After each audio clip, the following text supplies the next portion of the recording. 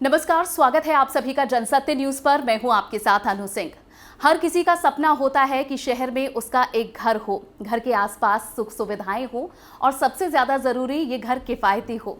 लेकिन तकरीबन पिछले 25 साल से दिल्ली एनसीआर में लोगों का ये सपना पूरा कर रहे हैं गौर सन्स ग्रुप, जिन्होंने अभी तक 1995 से तकरीबन 50,000 से ज्यादा यूनिट्स डिलीवर की हैं और 20,000 से ज्यादा यूनिट्स उनकी अंडर कंस्ट्रक्शन हैं। और साथ ही सुपीरियर कंस्ट्रक्शन और कस्टमर सेटिस्फेक्शन उनका एक सक्सेस मंत्रा है। इसके अलावा किस तरह से वे फ्यूचर को प्रेडिक्ट करते हैं, फ्यूचर में उनकी क्या कुछ प्लानिंग है, इस पर हम जानेंगे। और ये भी जानेंगे कि किस तरह से वो इंडिया के one of the leading real estate group हैं। और ये बताने के लिए खुद हमारे साथ इस वक्त मौजूद हैं गौर सन्स ग्रुप के एमडी मनोज गौर जी। मनोज जी, आपका बहुत बहुत स्वागत है जनसत्य न्यूज़ पर।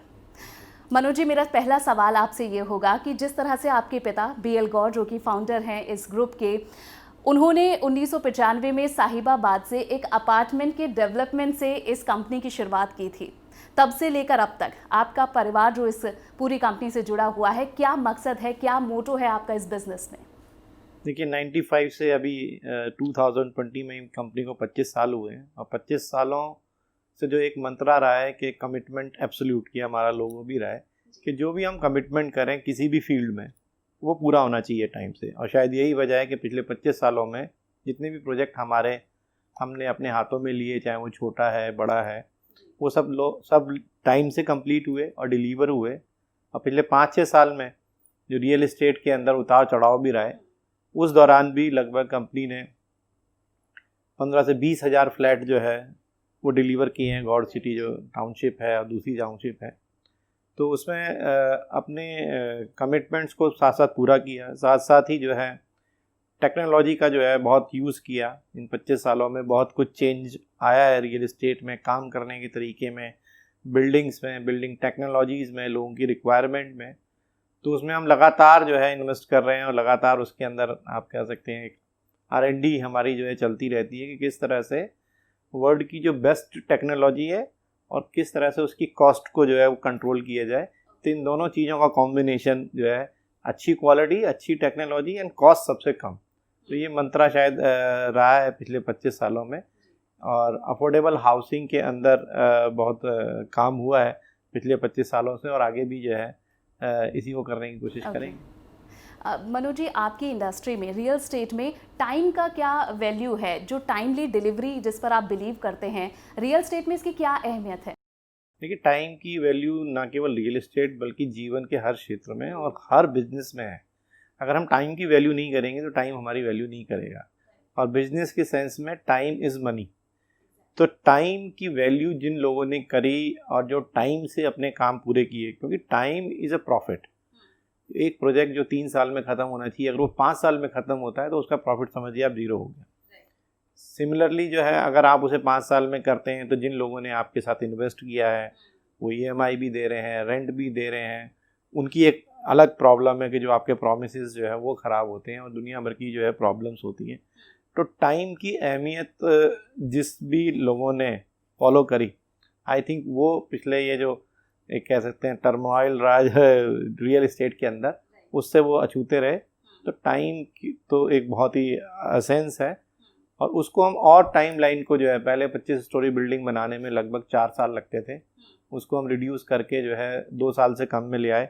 अब 18 महीने के अंदर उसको लेके आ रहे हैं। We use Korean technology and all. उसके बाद अब और एक नई टेक्नोलॉजी जो steel structure all over world में होती है, कि किस तरह से उसको जो है 15 महीने से भी कम में हम लेके आए तो चीज़ें तेज़ी से जो है वो डिलीवर हो। जितनी तेज़ी से डिलीवर होंगे उतना टर्नओवर, उतना ही जो है प्रॉफिट कह लीजिए, और लोग जिन्होंने वो प्रॉपर्टी ली है उसको जल्दी से जल्दी यूज़ कर सकते हैं। सर, आपने जिस तरीके से, आपने बिल्कुल सही कहा कि टाइम की जो इम्पोर्टेंस है वो बहुत ज़्यादा है और जो लोग इसे समझ पाते हैं वो इस रेस में बहुत आगे चले जाते हैं और बहुत काफ़ी लोग हैं जो कि पीछे छूट भी चुके हैं। लेकिन आप ज़रा ये भी बताइए कि आखिर वो कौन सी क्वालिटीज़ हैं जो कि आपने इंडियन सोसाइटी की, इंडियन फैमिलीज़ की रिक्वायरमेंट समझी हैं और उसके बाद जो आपने डेवलपमेंट में, जो हमने अभी तक आपके प्रोजेक्ट्स में देखा है, लोगों का आपके प्रोडक्ट्स में विश्वास बढ़ा है, बिलीव बढ़ा है? देखिए, ये एक कहते हैं कंटिन्यूस प्रोसेस है। इसको हम R&D का प्रोसेस मानते हैं। जब भी एक प्रोजेक्ट हम कंप्लीट करते हैं तो कोई भी चीज़ 100% परफेक्ट नहीं होती, उसकी कमियों को दूसरे प्रोजेक्ट में जो है ठीक करने की कोशिश करते हैं। प्लस लोगों की रिक्वायरमेंट कि कब 2 बेडरूम की रिक्वायरमेंट है, 3 बेडरूम की रिक्वायरमेंट है, 2 बेडरूम में भी बेडरूम का साइज़ क्या होना चाहिए, किचन का साइज़ क्या होना चाहिए, वेंटिलेशन क्या होना चाहिए। तो ये चीज़ें बड़ी इंपॉर्टेंट होती है। जब फीडबैक जो एक हम पहले कागज़ पे एक घर बनाते हैं, फिर धीरे धीरे वो बिल्डिंग में कन्वर्ट हो जाता है, फिर लोग उसमें रहते हैं। तो लोगों के एक्सपीरियंस को लगातार हम रिकॉर्ड करते हैं कि किसी एक मकान में जब वो शिफ्ट हुआ तो 2 साल में उसने क्या महसूस किया, 5 साल में कैसे महसूस किया, 10 साल में। तो अभी भी पुरानी RWA से हमारा जो है संपर्क हमेशा रहता है। ऑल्दो सब ट्रांसफ़र हो गई, वो मेंटेन कर रहे हैं, लेकिन जो उनकी प्रॉब्लम्स आती रहती हैं तो वो हमारे को नए डिज़ाइन के अंदर जो है, अब जैसे कोविड ये आया तो कोविड में एक नई तरह की रिक्वायरमेंट जो है लोगों की निकल के आई कि they want some private space या कॉमन स्पेस। जैसे हमारे पुराने घरों में होता था कि सब कमरे होते थे और बीच में ओपन स्पेस होता था, तो फ्लैटों में वो ओपन स्पेस तो पॉसिबल नहीं है। लेकिन पिछले कुछ टावरों में हमने बड़ी बालकनीज़ बनाई। तो बालकनीज़ जो है इतनी, जब लोग 2 महीने बिल्कुल लॉक रहे घरों में तो कितनी देर बेडरूम में बैठेगा आदमी। तो उन बालकनी में लोगों का बहुत टाइम बीता, सारा परिवार वहाँ पे आके बैठा, वहाँ पे लोगों ने जो है बैठ के खाना भी खाया, गेट टुगेदर भी किया, क्योंकि नीचे भी नहीं जा सकते थे। तो वो एक बड़ी इंपॉर्टेंट चीज़ निकल के आई कि उस पर हमने शुरू किया कि उसे और कैसे कर सकते हैं। प्लस कॉमन एरियाज़ के अंदर जो है मान लो क्वारंटाइन होने की ज़रूरत पड़ती है तो क्या कुछ कमरे ऐसे बनाए जा सकते हैं कि लोग उसमें जाके क्वारंटाइन जो है वो हो सकें। या वर्क फ्रॉम होम एक नया कॉन्सेप्ट आया, तो एग्जैक्टली घर के अंदर तो वर्क फ्रॉम होम पॉसिबल नहीं, तो क्या कॉमन एरियाज़ के अंदर कुछ एक वर्क स्टेशन हम बना सकते हैं कि जहाँ पे आदमी 2-3 घंटे विदाउट एनी डिस्टर्बेंस जो बैठ के घर से काम कर सके। तो ये कुछ चीज़ें जो है अभी निकल के आई हैं। तो ये जैसे जैसे टाइम चेंज हो रहा है, जैसे जैसे प्रॉब्लम आ रही है, तो ये कोरोना तो एकदम बिल्कुल अलग ही तरह की प्रॉब्लम थी। तो ये सारी चीज़ें हम अपने प्रोजेक्ट्स में इनकॉर्पोरेट करते हैं। तो टाइम के साथ आप चल रहे हैं और अपने आप को रिफाइन कर रहे हैं। मनोज जी, इसके अलावा जो, क्योंकि आपने लॉकडाउन का ही जिक्र किया है और इस पूरे पेंडेमिक का जिक्र किया है, तो आपको लगता है कि क्या पेंडेमिक में लोगों ने घर के बारे में एक और दूसरे एंगल से सोचना शुरू किया है? एक घर का क्या महत्व होता है, छोटे घर की क्या दिक्कत होती है और बड़े घर का क्या सुख होता है? आपको लगता है कि शायद लोगों ने इस बात को रियलाइज़ किया है इस पेंडेमिक में? हाँ बिल्कुल, डेफिनेटली लोग घर की जो इम्पोर्टेंस है मैं समझता हूँ वो समझ में आई है। और उसका एक एग्जांपल आप ऐसे भी ले सकते हैं कि इस लॉकडाउन में ही करीबन हमने 500 to 600 प्रॉपर्टी सेल करी, क्योंकि लोगों का नज़रिया पिछले कुछ सालों में ये नज़रिया जो है बदला था। लोग ये सोचने लगे थे कि भाई मैं क्यों 30 लाख 40 लाख 50 लाख रुपए का घर लूँ जब मुझे 10-12 हज़ार रुपये में घर किराए पे मिलता है। लेकिन जब वो लॉकडाउन हुए यहाँ पर जो है अपने घरों में 2-2 3-3 महीने, एक तो ऐसा हुआ कि पहली बार सारी फैमिली इकट्ठी जो है रही जो है, और घर का एक ऐसा चीज़ निकल के आई कि घर ही एक ऐसा सहारा है जो आज मेरा साथ दे रहा है। ना मेरी कार मेरा साथ दे रही है, ना मेरे कपड़े साथ दे रहे हैं, ना मेरी कोई ट्रेन या जो दूसरे इन्वेस्टमेंट थे। स्पेशली ड्यूरिंग लॉकडाउन जो है लोगों के इन्वेस्टमेंट बहुत डाउन हुए, म्यूचुअल फंड और उसके अंदर जो है। तो घर एक बड़ा एसेट क्लास जो है वो निकल के आया। तो घर में जिन लोगों ने इन्वेस्ट कर चुके थे उन्होंने उसको जो है उसकी इम्पोर्टेंस समझी, और वो लोग जो किराएदार थे या जिनके पास अपना घर नहीं था या जो लोग अनऑथराइज कॉलोनी में रह रहे थे या इस तरह की ऑर्गेनाइज स्पेसेस नहीं था, उनके लिए ये आया कि एक घर होना चाहिए। घर is the most important thing. जो आज इतनी बड़ी मुसीबत जो पूरा वर्ल्ड लड़ रहा है, तो एक केवल कौन साथ दे रहा है? मेरा घर साथ दे रहा है। तो वो सेंटिमेंट्स जो है वो चेंज हुए हैं। तो it's a silver lining in this जो है बिग प्रॉब्लम कि लोगों का एटीट्यूड चेंज हुआ। और इसी तरह से हम इसी वजह से कुछ जो है इंक्वायरीज ऐसा लग रहा था कि बिल्कुल बंद हो जाएंगी, वो बढ़ी हैं। घर के लिए जो है घर खरीदारों की इंक्वायरी जो है वो बड़ी है, डिमांड आ रही है। अच्छा, लेकिन इस तरह से अज्यूम किया जा रहा था कि एक सेंटिमेंट मार्केट में ये है क्योंकि अब लोगों के पास कोई फिक्स इनकम नहीं है, ऑल्दो उनकी जो जॉब है वो भी सिक्योर नहीं है, so maybe people are not planning to invest in big projects जैसे कि घर खरीदना या कुछ। और जैसा आप बता रहे हैं कि काफ़ी सारी इंक्वायरीज आई हैं और बहुत सारे प्रोजेक्ट सेलिंग भी हुई है, तो क्या लगता है कि सिर्फ इस लॉकडाउन में इतना फ़र्क पड़ा है कि लोग घरों से बाहर नहीं निकल पाए, प्रॉपर्टी सर्च नहीं कर पाए, क्योंकि ये जो पूरा प्रोसेस है ये ह्यूमन टच का है, तो शायद इस वजह से कुछ डाउन गई है मार्केट, या फिर क्या हाल है रियल एस्टेट का? क्या वाकई कुछ असर पड़ा है? देखिए हाँ, कुछ लोगों के साथ तो समस्या है, कुछ की सैलरी रिवाइज हुई है या किसी की जॉब चली गई, लेकिन सबके साथ ऐसा नहीं है।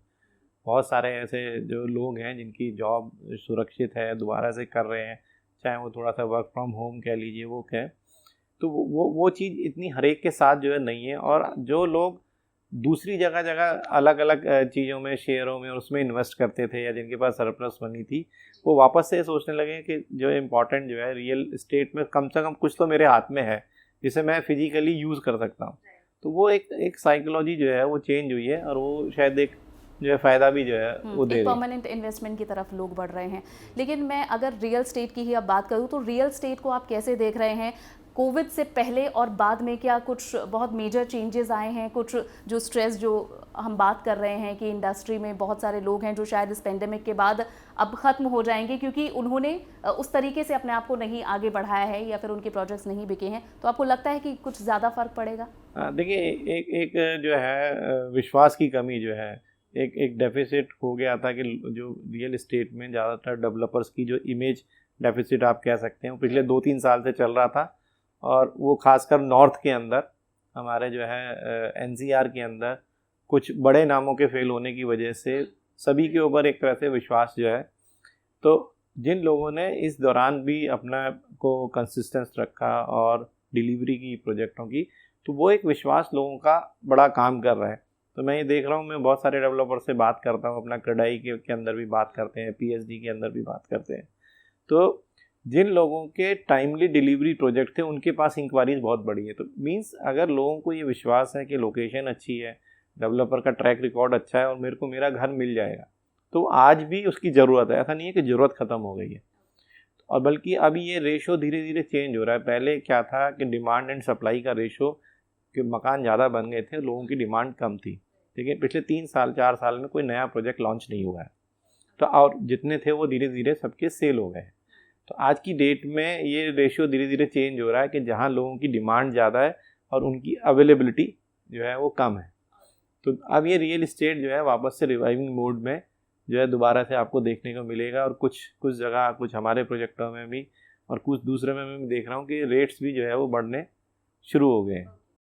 मनोज जी, जैसे आपने प्राइसिंग की बात की है और मुंबई का अगर मैं एग्जांपल ले लूँ तो मुंबई में प्रॉपर्टीज़ के रेट बहुत ज़्यादा हाई हैं और अक्सर जब लोगों में चर्चाएं होती थी तो कहा जाता था कि जब कोई बड़ी पेंडेमिक या कोई सुनामी आएगी तभी ऐसा कुछ होगा कि प्रॉपर्टी के जो प्राइस हैं वो डाउन जाएंगे। और लोगों की बहुत शिकायत भी रहती थी कि जो बड़े शहर हैं या फिर इलाके हैं वहाँ प्रॉपर्टी के दाम बहुत ज़्यादा हाई हैं। तो आपको लगता है कि प्रॉपर्टी की प्राइसिंग पर इस पेंडेमिक का कुछ असर पड़ेगा? देखिए, पूरी इंडिया जो है वो एक तरह की मार्केट नहीं है, हर जगह अलग अलग मार्केट है। जैसे बॉम्बे का आपने जिक्र किया, तो मुंबई एक बहुत ही लग्जरी मार्केट और वहाँ की जो लैंड कॉस्ट है वो बहुत ज़्यादा है। उसका एक एग्जांपल आप ऐसे समझ सकते हैं कि जो वहाँ पे construction cost versus land cost, अगर वहाँ पे जो सेल प्राइस 40,000 रुपये फुट है तो कंस्ट्रक्शन कॉस्ट उसके अंदर 2500 या 3,000 रुपये स्क्वायर फीट होती है, क्योंकि कंस्ट्रक्शन कॉस्ट में बहुत ज़्यादा फ़र्क पूरी इंडिया में आता नहीं है। वही से वर्षा जो एनसीआर की मार्केट है, तो यहाँ पर जो है अगर 3,000-4,000 रुपये के अंदर कोई प्रोडक्ट बिक रहा है तो यहाँ पर भी कॉस्ट जो है 2,500 रुपये है। तो जो सेल प्राइस है उस पर बड़ा डिपेंड करता है कि मार्केट कैसे बिहेव करती है। जैसे एनसीआर की मार्केट है, यहाँ ये ऑलरेडी 3 या 4 साल से बहुत बॉटम उस पर चल रही थी और यहाँ पे लोगों को कैश फ्लो की जो है बड़ी प्रॉब्लम थी कि उनको जो है अथॉरिटी की पेमेंट करनी है, बैंकों की करनी है। तो ऑलरेडी जो रेट है वो बॉटम टच कर चुका है। मतलब कुछ केसेस में तो नेगेटिव भी है कि जितने की घर पे कॉस्ट पड़ रही है उतने में ही बेच रहे हैं या उससे भी कम बेच रहे हैं। तो यहाँ पे कोई price correction is not possible. वही से वर्षा जहाँ पर 10,000-15,000 रुपये स्क्वायर फीट बिक रहा है, क्योंकि वहाँ पे कंस्ट्रक्शन कॉस्ट जो है बहुत कम है और लैंड जो है वो वेरी कर रही है। तो वहाँ उन मार्केटों में कैश फ्लो को मेंटेन करने के लिए आपको कुछ प्राइस करेक्शन दिख सकता है, बट दैट केस जो है depend upon reason to reason. तो जहाँ पर भी मैं समझता हूँ 5,000 रुपये या उससे नीचे ये कंस्ट्रक्शन कॉस्ट है, वहाँ कोई प्राइस करेक्शन देखने को नहीं मिलेगा। हालांकि जिस बात का आपने जिक्र किया है कि प्राइस करेक्शन इस वक्त एक तरह से कहा जा सकता है कि जो परिस्थिति, जो सिचुएशन की डिमांड भी बनती दिख रही है और जिससे जो बिल्डर्स, डेवलपर्स हैं वो बहुत ज़्यादा परेशान हैं, जैसा आपने कहा कि क्योंकि उनकी जो एक्चुअल कॉस्ट है उसके अकॉर्डिंग ही इस वक्त प्राइसिंग है। लेकिन इस तरह के सजेशन और अदर जगह से भी आए हैं, जैसे खुद केंद्रीय मंत्री पीयूष गोयल ने भी प्राइस कनेक्शन और साथ ही कि इस पर सोचने के लिए, विचार करने के लिए एक सजेशन दिया था। और इसके अलावा जो एसडीएफसी के चेयरपर्सन हैं उन्होंने भी, दीपक पारेख जी ने भी एक प्रोग्राम में बात कही थी। तो आपको लगता है कि जो प्राइस करेक्शन है, is it really a demand और ये करने से, और is it a solution for the market? नहीं देखिए, आप अगर आप उनका पूरा अगर इंटरव्यू आप देखेंगे दोनों जगह का, तो उनका ये सजेशंस था कि आप अगर अपना कोई प्रोडक्ट है, वी आर मैन्युफैक्चरर, प्रोडक्ट को सेल करके कैश फ्लो को बेटर कर सकते हैं, तो उसमें प्राइस नहीं देखनी चाहिए कि मेरे को इतना प्रॉफिट होगा तभी मैं बेचूंगा। और उनका अगर आप पूरा वो देखेंगे तो that is not for entire India. उन्होंने भी ये कहा था जहाँ कर सकते हैं, तो वो मैंने आपको पहले अभी भी एक्सप्लेन किया कि जैसे जहाँ पर जो है लैंड कॉस्ट बहुत हाई है या जो सेल प्राइस बहुत हाई है, माइट भी पॉसिबल कि वहाँ पे आदमी कुछ रेट कम करे और कैश फ्लो, जहाँ रेट कम करने की गुंजाइश बची हुई है, कई बार ऐसा भी देखा गया कि रेट कम करने के बाद भी जो है सेल नहीं होती, तो उसमें बहुत सारे फैक्टर इन्वॉल्व होते हैं, बिल्डर की रेपुटेशन है, लोकेशन है, स्टेज ऑफ कंस्ट्रक्शन है, तो ये अलग अलग मार्केट में। तो ये तो हम अपने क्रेडाई के थ्रू, अभी ये कोविड की बात नहीं है, पिछले 3 साल 4 साल से भी ये कह रहे हैं कि भाई हमें सबको अपने कैश फ्लोज इम्प्रूव करने चाहिए। This is not the time to look at your profit, this is the time of survival. अगर आप सर्वाइव करेंगे तो प्रॉफिट बाद में भी आ सकता है, और बहुत सारे लोगों ने इसको अडॉप्ट भी किया। तभी तो आज ये देखेंगे, आज भी आपको मकान आज से 6 साल 7 साल पहले की रेट प्राइस लिस्ट पे मिल रहा है।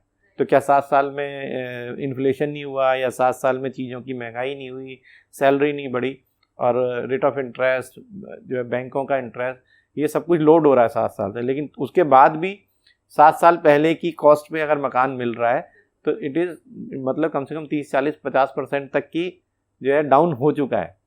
तो अब वो अलग अलग मार्केट में, जैसे एनसीआर में मैं नहीं समझता कि कोई प्राइस करेक्शन की गुंजाइश है, क्योंकि ऑलरेडी बॉटम हो चुका है। कुछ मार्केटों में आपको देखने को मिलेगा, और ये एडवाइस भी है कि अगर आप अपनी सेल करके अपना कैश फ्लो मेंटेन कर सकते हैं तो this is the time of survival. इस तरह से आप सर्वाइव कीजिए, रादर कि मैं ये देखूं कि गवर्नमेंट मेरे को और लोन दे दे, बैंक और लोन दे दे, तो बेटर है कि अपना प्रोडक्ट को सेल करके अपने जो है बैलेंस शीट को ठीक करिए। लेकिन मनोज जी, ये जो एक सेंटिमेंट है ये पेंडेमिक से पहले भी था। बहुत सारे डेवलपर्स थे जिन्होंने अपनी इन्वेंट्री को रोक कर रखा था, and they were waiting for right time. लेकिन क्या लगता है कि इस पेंडेमिक के बाद अब वो सिचुएशन आ चुकी है जहां इस पर अब सोचना होगा? देखिए, मेरे को तो नहीं लगता, क्योंकि मैं तो सभी डेवलपर से मिलता हूँ कि पिछले 4-5 साल में कोई आदमी ये सोच रहा है कि वो इन्वेंट्री रोक के रखे, या किसी के ये बस की भी है कि वो रोक के रखे जो है, क्योंकि इसकी एक होल्डिंग कॉस्ट बहुत हाई है। इससे कैपिटल इंसेंटिव बिजनेस जो है, इसमें इतना ज़्यादा कैपिटल की रिक्वायरमेंट होती है कि आप इसको जो है होल्ड करके नहीं रख सकते जो है।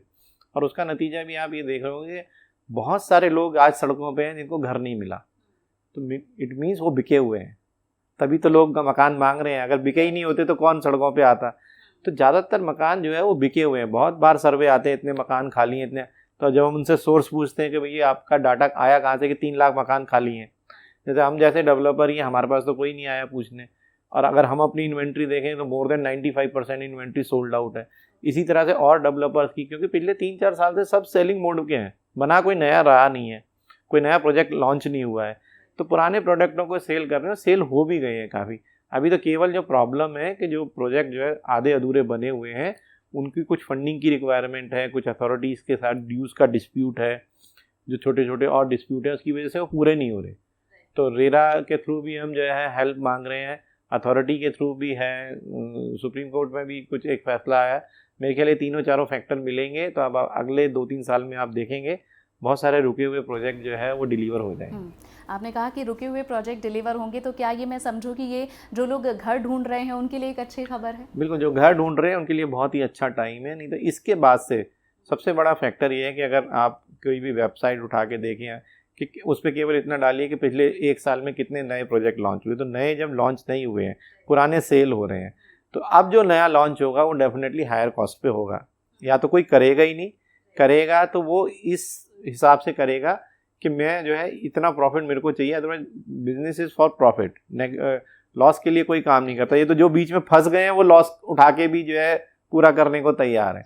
तो आने वाले टाइम में मेरा जो सोच है वो ये है कि रियल एस्टेट बहुत महंगा होगा, क्योंकि लॉ बहुत हो गए हैं, रेरा भी आ गया है, दूसरे लॉ भी बहुत सख्त हो गए हैं।